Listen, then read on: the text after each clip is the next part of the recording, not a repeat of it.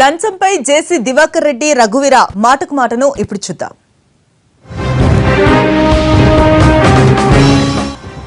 కాంట్రాక్టర్లు ఉన్నారు, చాలా మంది పర్సెంటేజ్ ఇస్తారు, తీసుకోవడంలే. అందుకే ఈనడం నేను మొదలు పెట్టా, రాసుకోండి బాగా, నేను మొదలు పెట్టా లంచం తీసుకుంటేది.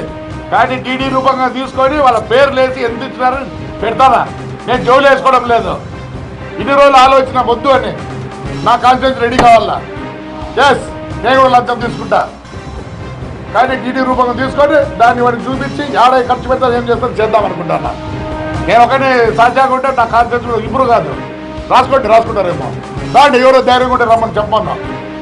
తెలుగుదేశం పార్టీ అధ్యక్షుడు, రాష్ట్ర ముఖ్యమంత్రి చంద్రబాబు నాయుడు గారు వాళ్ళ ఎమ్మెల్యేలు, వాళ్ళ ఎంపీలు, వాళ్ళ పార్టీ నాయకులు మాట్లాడేటువంటి తీరును వారు సమాధానం ఇవ్వాల్సినటువంటి అవసరం.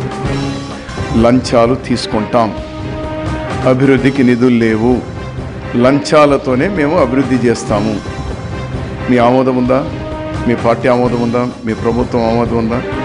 మీరు మౌనంగా ఉంటే మీ ఆమోదం ఉంది అని.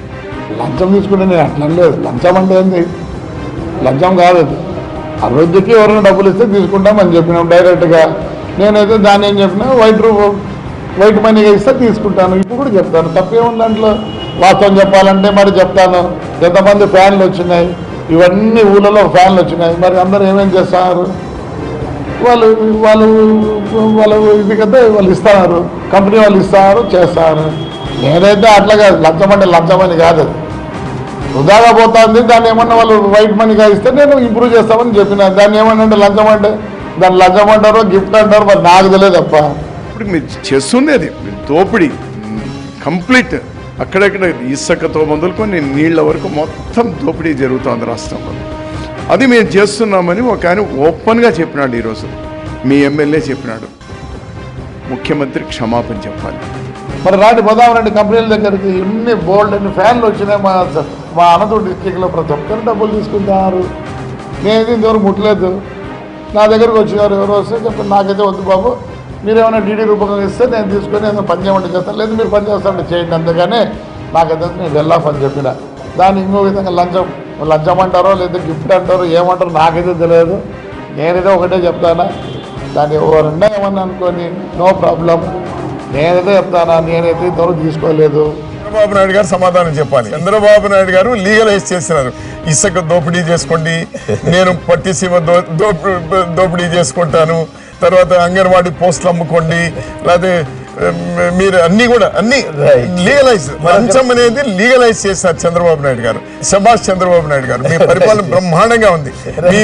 మీ ఎమ్మెల్యేనే ఈరోజు రికార్డ్ గా పోయినాడు, నేను వసూలు చేస్తాను అని చెప్పేసి. శభాష్ చంద్రబాబు నాయుడు గారు, శభాష్. దీనికి చంద్రబాబు నాయుడు మధ్యలో వచ్చి మన ఇద్దరి మధ్యలో తప్పు తీసి ఇద్దరు అంత పెద్దోళ్ళు కాదు.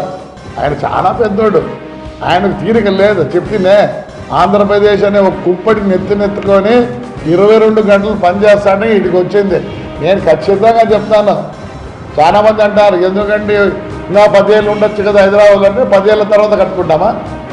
లేదు, ఆయన మంచి పని చేస్తున్నాడు. ఈసారికి నీళ్ళు ఇచ్చాడు అనంతపురం డిస్ట్రిక్ట్కి, డెఫినెట్గా అన్నీ చేస్తున్నాడు. కాబట్టి ఆయన పక్కన పెట్టి నువ్వు నేను తెలుసుకుందాము.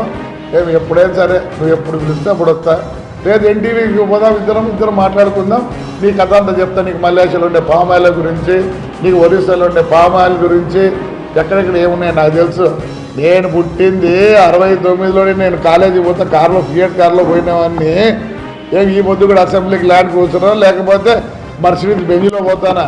నాకు ఎవరి గురించి భయపడాల్సి పల్లె.